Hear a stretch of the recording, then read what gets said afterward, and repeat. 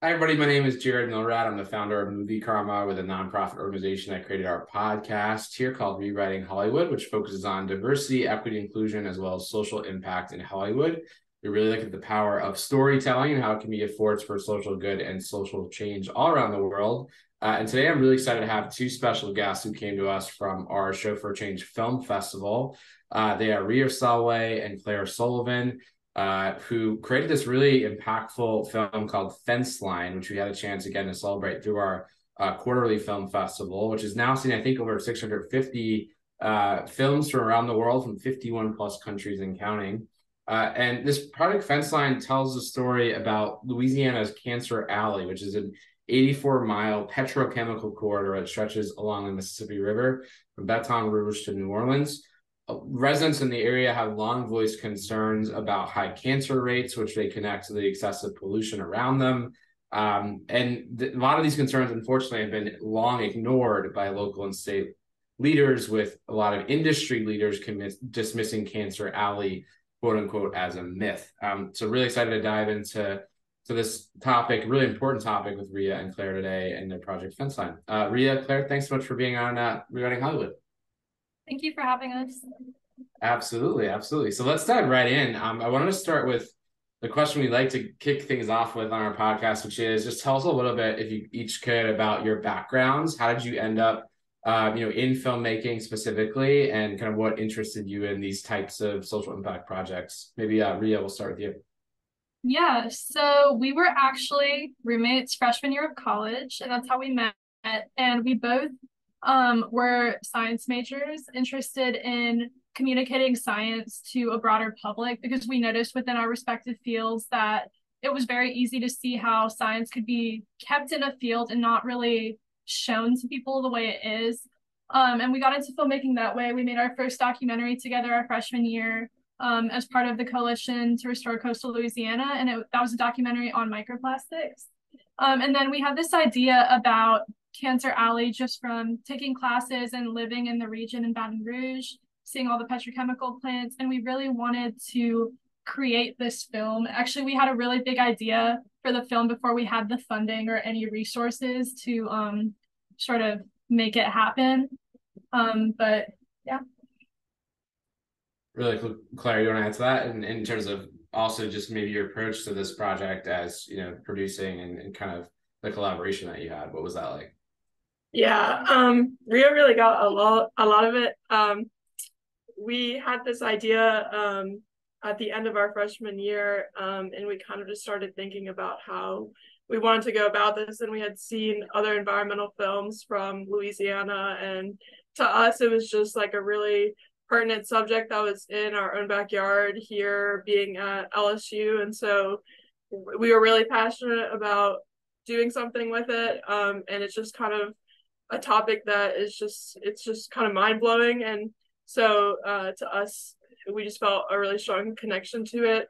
And so we started on it that spring and kind of continued through the next year, just talking to people and trying to see what we could do from kind of the angle of science majors and viewing it through that lens of like how understanding science and scientific misinformation is important in social topics that impact people's well-being. Yeah, absolutely. Super important. And what an important topic to take on. I love that you also kind of looked in your backyard and said, what can I do locally to have an impact through storytelling, which we definitely see all around the world. And I think is one of the most impactful ways to tell a story. This project FENCELINE that you created really looks at, as I said, this important topic about Cancer Alley, but also just combines, in I think, a really impactful and powerful way, the expertise of activists, scientists, residents, and also the history of the region. I guess, Ria, I'll throw it back to you.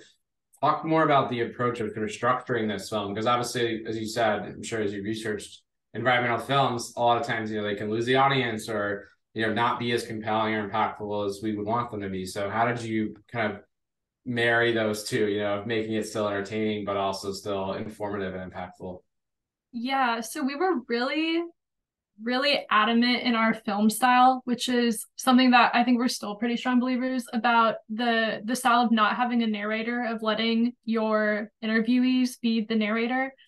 Just because there are very prominent environmental films that are just amazing, that have a great narrator and they do it really well.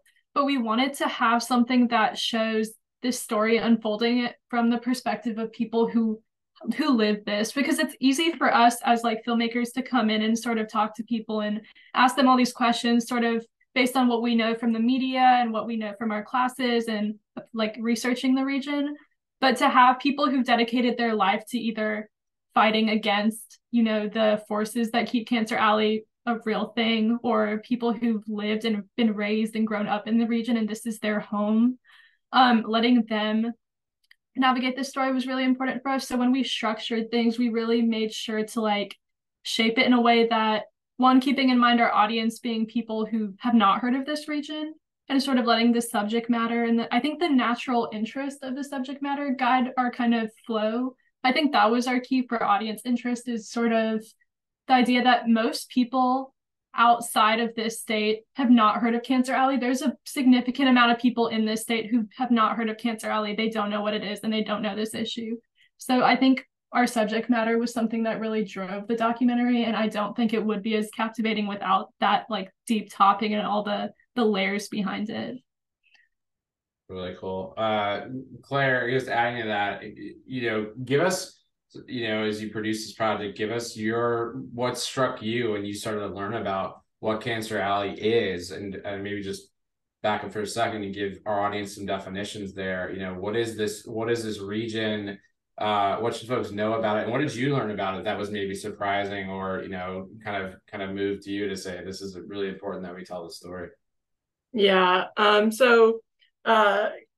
Cancer Alley is, like you said, the petrochemical corridor that stretches from Baton Rouge, which is where we are, down to New Orleans.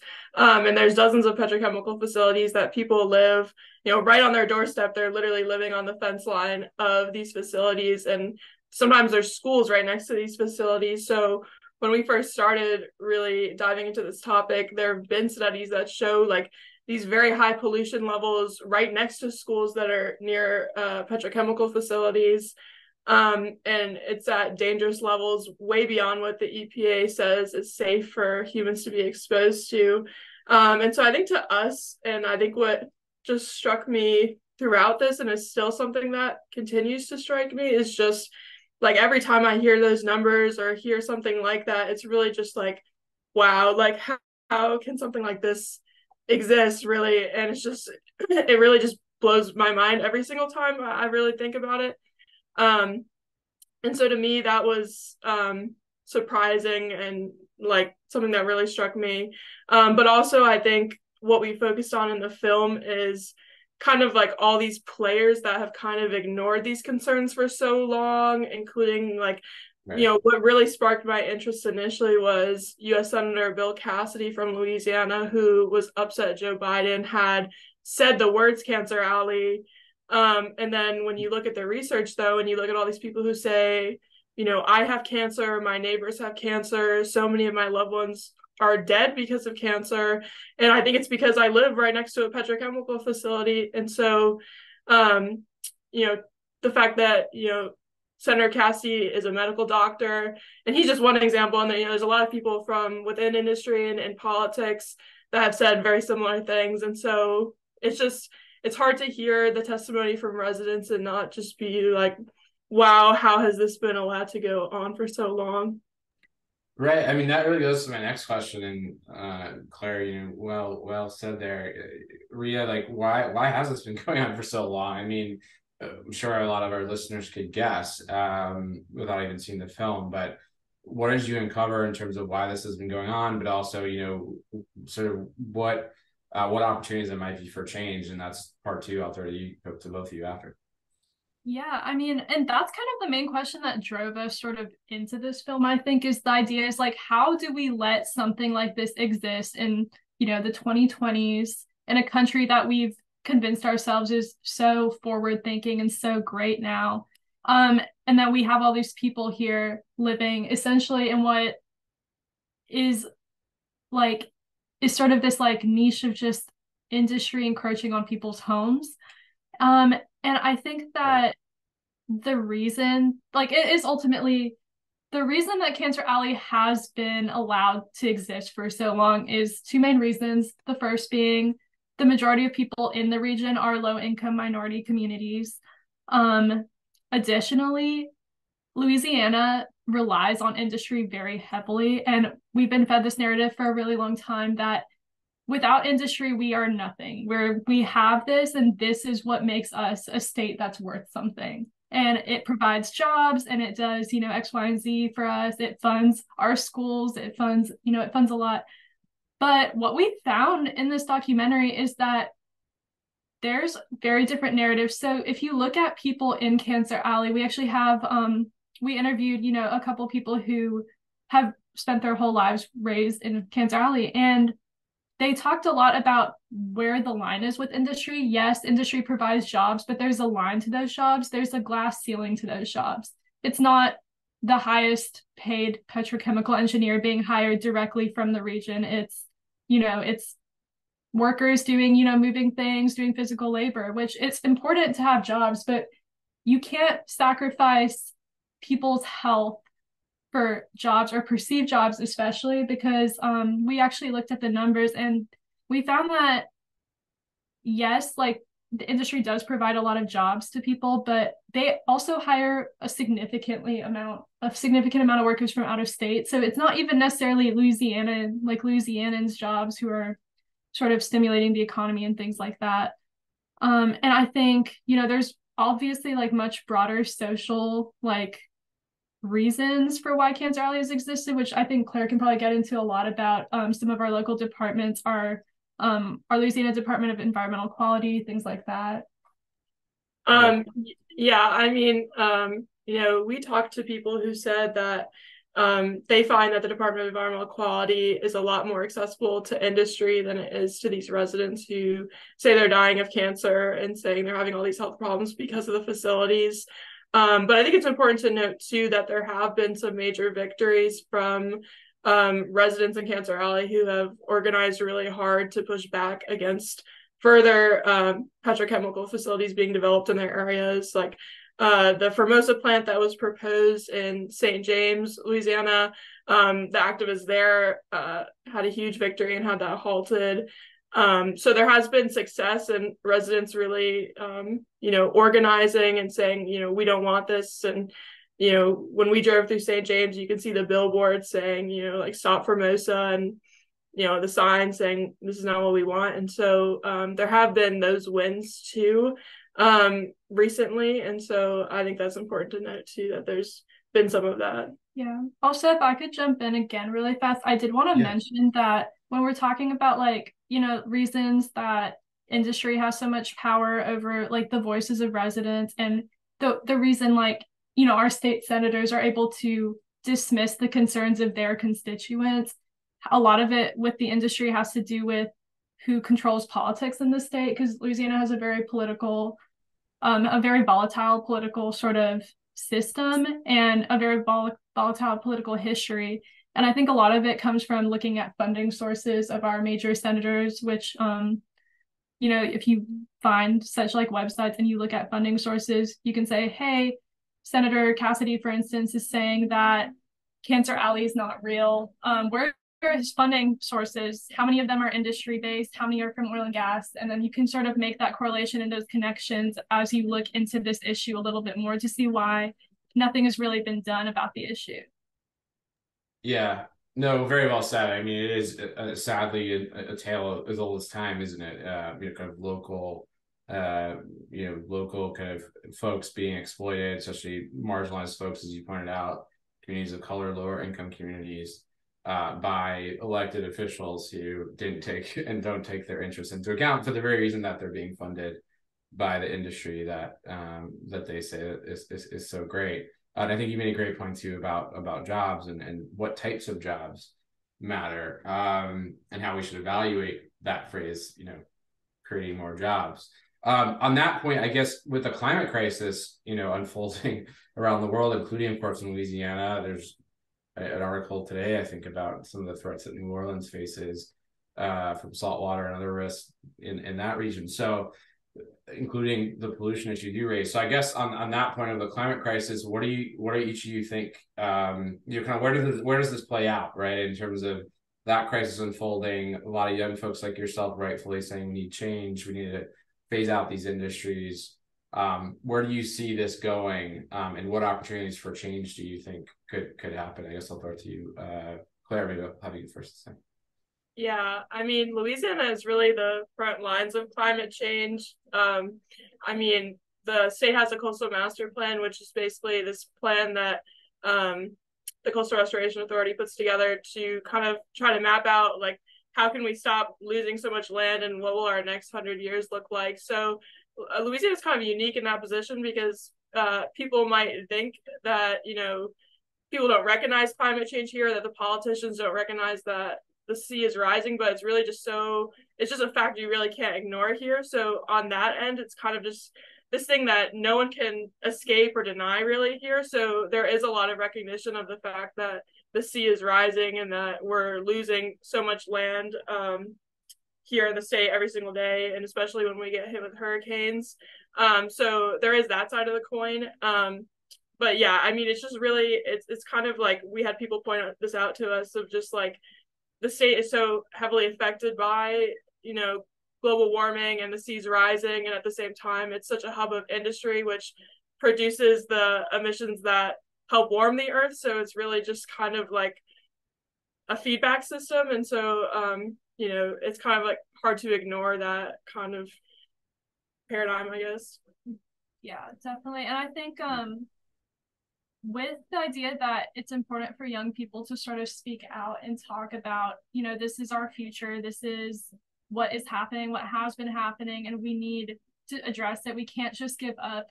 I think we are both people who very much went into this with a lot of hope for Louisiana. And even though we've learned a lot about this state, I think we both still have a lot of hope for this state and have this idea that it's worth saving, it's worth making the efforts to make sure people are okay. It's just because the state is sinking and we're losing a lot of land where it kind of feels very, very tumultuous.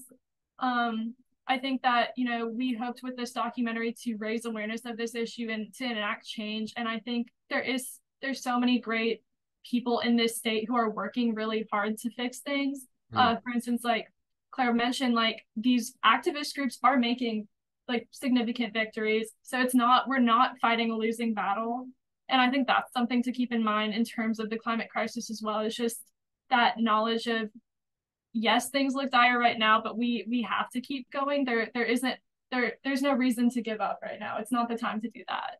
So yeah, beautifully said. I guess it goes to, one of my last questions was just like, what can folks listening to this do, right? I mean, people, I'm sure when I get involved who hear this, even impact the situation there on the ground in Louisiana, and help folks who maybe don't feel like they have a voice or, are looking for leaders like the two of you and storytellers like the two of you to speak out. So, and shed light on this. So what can folks do? How can folks get involved? What would you recommend? I guess, Claire, I'll throw it back to you. I would say, the activist organizations have a lot of like legal battles that they're fighting in terms of when these new petrochemical facilities are popping up. So I think, people staying aware of just what's happening and when new facilities are being proposed and just trying to seek out information where they can find it, and really just listening to concerns from people who are living this every single day. Yeah. I think that I guess it's hard too, because like I think for a long time we've been very Louisiana centric. So like now that we're like really broadening our audience and trying to see, hey, how do people outside of the state perceive Louisiana? How do they perceive this issue?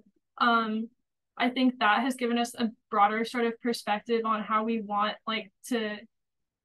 how people can make an impact in a state that's so far away. And I think the big thing with that is that it's not just Cancer Alley in Louisiana. This is an issue that exists in dozens of states in the U.S. It exists in Louisville, Kentucky. It exists across the world in different places. And I think I want to point actually to something that our documentary, specifically someone in our documentary said, which is the idea that if Cancer Alley disappears tomorrow, it'll pop up somewhere else. Even if you shut down all of industry like tomorrow and everything is gone in Louisiana, it pops up somewhere else because that's how it works. Is there's always another community. So I think it's one of those things where, yes, we want people to be aware of Louisiana's Cancer Alley and we want people to help the folks here, but also just being aware of what's in your backyard. What do you not see in your own city that maybe you can start to see, and where can you begin to get involved, and how can you help people in your community sort of have their voices heard by people in power. Yeah, beautifully said again. And, you know, it's such a good point that this exists locally for folks, probably wherever you're listening. You may very well have a Cancer Alley near you. I know here in Southern California, we have, you know, multiple areas where that's the case, including where you're not far from where I'm standing, near the Portsmouth Valley and Long Beach. And then you have, you know, multiple freeways and oil refineries with high rates of asthma and lung cancers and other things that you guys are pointing out. So it's such a great point that you know, you can really think globally and act locally in a lot of ways on this issue. I guess lastly, what's next for the two of you? I mean, you've done a great job here, and I think some terrific investigative journalism and shedding light on an issue that a lot of folks may not at all be aware of. So are you looking to do these types of projects in the future, or stay in the environmental space? What are you looking to do next? Maybe I'll go to you, Claire. Well, we're both finishing out our senior year at LSU, and so I started this project as a science major, and now I'm a journalism major because I think I like that aspect of this project. So I'm hoping to become a reporter and focus on environmental issues when I graduate. I am a biology major, marine bio. I am planning sort of next steps after I graduate. I'm hoping to sort of get some more research experience, and I definitely think I want to bridge that field of science communication, because I think what we've learned a lot from this project is how easy it is to misconstrue science and how easy it is to sort of twist data to make people believe what you want to believe. And I think that science communication in general is just so important in the wake of climate change. And so I definitely hope to pursue projects like this in the future and go down that avenue. That's so great to hear. My brother's a meteorologist and climatologist, so he'll be excited to hear that. And I think we do need a lot more scientists and folks interested in science like you and adept at science to talk in a publicly accessible way, and including through storytelling. So thanks for making this project FENCELINE and for all the work you're going to do ahead. I hope you'll keep using storytelling and harnessing it in that powerful way. I guess today again, Ria Salway, Claire Sullivan, the director, producer team of this really impactful project FENCELINE about Cancer Alley in Louisiana. Thanks to you both for being on the podcast. It's great having you on. Thank you for having us.